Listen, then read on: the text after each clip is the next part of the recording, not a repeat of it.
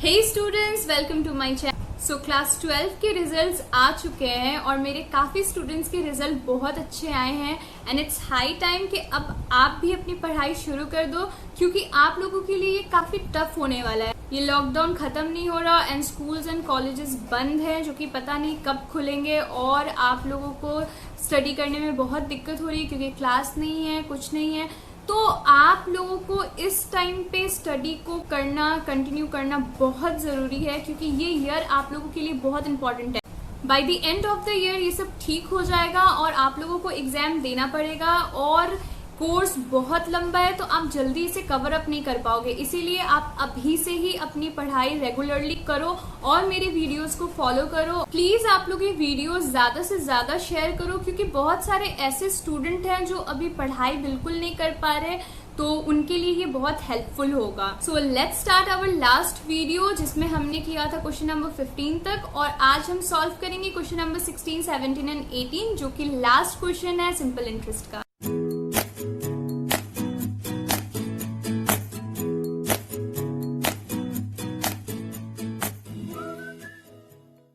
So let's see question number 16. Tapan borrowed rupees 7,500 at a certain rate of simple interest for 2 years and rupees 6,000 at 1% higher rate of simple interest than the first for 1 year. He paid rupees 2,580 as interest and all. Find the two rate of interest. तो आपको निकालना है rate of interest, ठीक है। और यहाँ पे आप देख सकते हो कि दो केसेस हैं। फर्स्ट केस में जो रेट ऑफ इंटरेस्ट है और सेकंड केस में जो रेट ऑफ इंटरेस्ट है वो 1% हायर होगा फर्स्ट रेट ऑफ इंटरेस्ट से, ठीक है। तो हम लोग लेंगे late.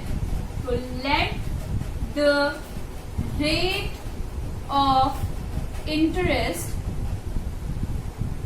B R% and R plus 1%, ठीक है। तो फर्स्ट केस का रेट ऑफ इंटरेस्ट होगा R% एंड सेकंड केस का रेट ऑफ इंटरेस्ट होगा R प्लस 1%, ठीक है। अब आप यहाँ पे सॉल्व करोगे फर्स्ट केस। तो फर्स्ट केस में आप P लिख लो। P कितना है? रुपीज 7,500, ठीक है। और टाइम कितना है? 2 years, ठीक है। और रेट ऑफ इंटरेस्ट को आपने R लिया हुआ है, तो R%, ठीक है। आप SI निकाल लोगे। So SI is equal to P into R into T by 100, ठीक है। अब आप वैल्यूज पुट कर लो। सो P के जगह आप 7,500 लिख लो, R की जगह R और T की जगह 2 लिख लो बाई 100, ठीक है। 0 एंड 0 कैंसिल। सो 75 2 जा 150 R। ऑलराइट, तो फर्स्ट केस का आया आपका 150 R। अब हम सॉल्व करेंगे सेकंड केस, ठीक है। अब सेकंड केस में आप P लिख लो। P है 6,000, ठीक है। R is equal to R plus 1% and time is equal to 1 year, ठीक है। क्वेश्चन में बोल रहे हैं फॉर 1 year, तो time is equal to 1 year। अब आप फिर से SI निकाल लो। So SI is equal to P into R into T by 100, ठीक है। So 6,000 into R plus 1 into 1 by 100, ठीक है। तो ये 0 और ये 0 आपका कैंसिल हो गया।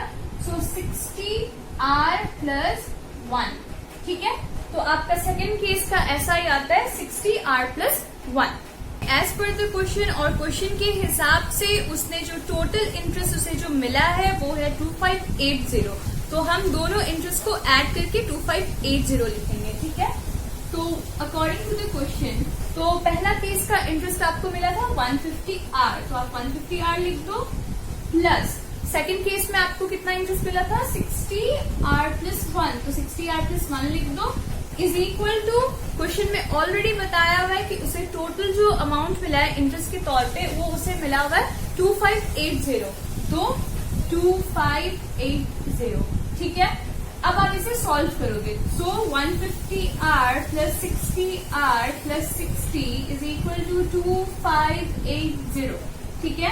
150 R plus 60 R is equal to 2580 minus 60, ठीक है। इस तरफ प्लस 60 था, इसलिए यहाँ पर माइनस 60 हो रहा है। सो 210 R इज इक्वल टू 2580 और 60 को आप माइनस करोगे तो आएगा 25 2620, ठीक है।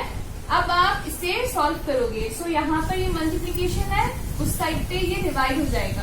सो 2520 बाई 210, 0 0 कैंसिल, और अगर आप इसे कैंसिल करोगे तो 12 टाइम्स आएगा।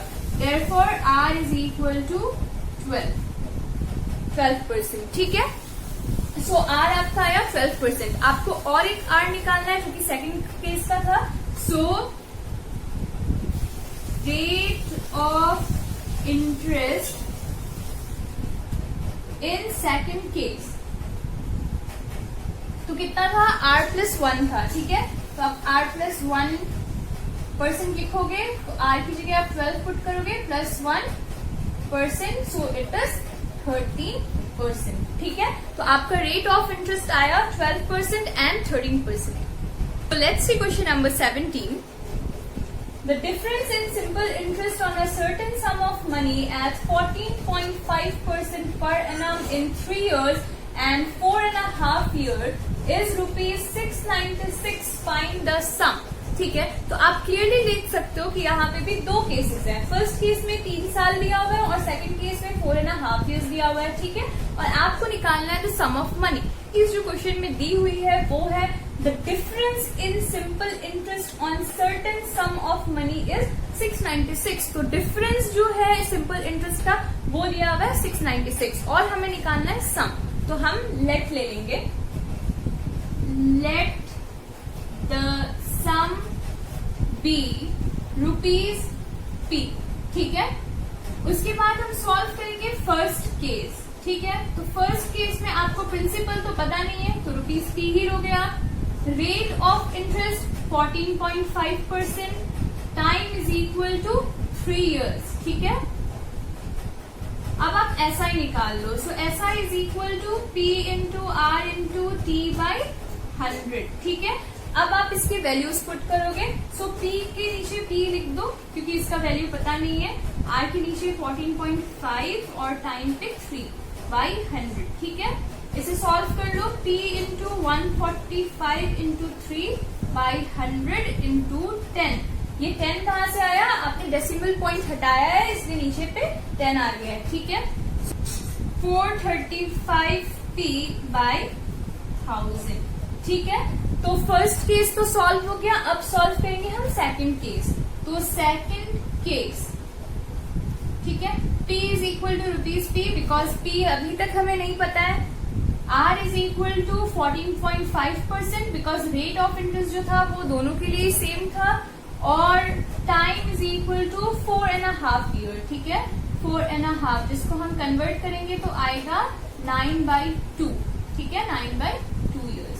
अब आप निकाल लोगे SI। So SI is equal to P into R into T by 100, ठीक है। अब इसके नीचे आप P का वैल्यू लिख लो, R के नीचे आप R की वैल्यू लिख लो और टाइम की जगह 9/2 लिख लो, ठीक है। 100, ठीक है। अब आप देखो इसे आप मल्टीप्लाई करोगे तो P into 145 into 9 by 100 into 10 into 2, so is equal to 145 into 9 करोगे आप तो आएगा 1305p बाई 2000। तो एज पर द क्वेश्चन अगर हम दोनों साइड के इंटरेस्ट को माइनस करेंगे तो हमारा आंसर आएगा 696। तो हम लिखेंगे एज पर द क्वेश्चन। सो आपका फर्स्ट इंटरेस्ट जो आया था वो आप लिख लो 1305p by 2000 minus 435p by 1000 is equal to 696, ठीक है। अब आप इसे सॉल्व करो तो एलसीएम आएगा 2000 और अगर हम इसे सॉल्व करें तो 1305p minus 870p is equal to 696। अगर आप 1305 और 870 को माइनस करोगे तो 435 ही आएगा। 435p by 2000 is equal to 696, ठीक है। अब आप इसे सॉल्व करो। 435p is equal to 696 into 2000, ठीक है। p is equal to 696 into 2000 by 435। तो अगर आप इसे अच्छे से सॉल्व करोगे तो आपका आंसर आएगा ₹3200। ठीक है, so the sum of money is ₹3,200। So let's see question number 18। A person borrowed ₹6,400 at the rate of 3.5% per annum SI. After 2 years, 3 months, he paid ₹6,136 in cash plus a bicycle and hence cleared up the entire amount borrowed.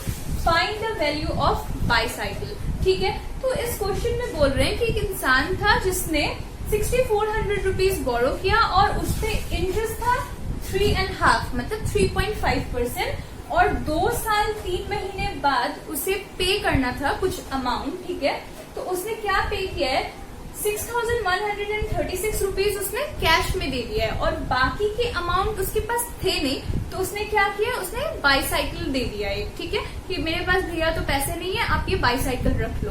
ठीक है, तो आपको निकालना है कि उस bicycle की value कितनी थी। ठीक है, तो हमें लिखना है गिवन,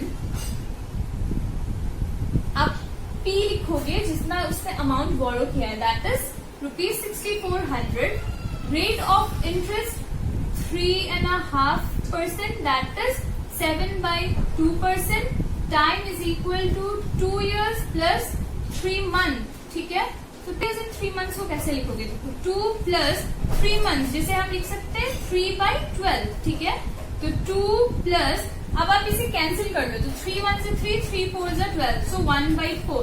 अगर आप इसे सॉल्व करोगे तो 8 + 1/4 आएगा, दैट इज 9/4 years।